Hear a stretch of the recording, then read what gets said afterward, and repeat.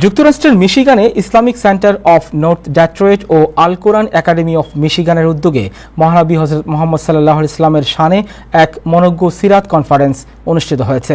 শনিবার স্থানীয় সময় সন্ধ্যায় ডেট্রয়েটের আল ফালাহ অডিটোরিয়ামে আয়োজিত এই অনুষ্ঠানে সভাপতিত্ব করেন আল কোরআন একাডেমির প্রেসিডেন্ট কোরবান সানি চৌধুরী এবং সঞ্চালনা করেন একাডেমির প্রিন্সিপাল মাওলানা খায়রুল রফিক। অনুষ্ঠানে প্রধান অতিথি ছিলেন আন্তর্জাতিক খ্যাতিসম্পন্ন ইসলামিক স্কলার শায়েখ আব্দুল হাই মোহাম্মদ সাইফুল্লাহ।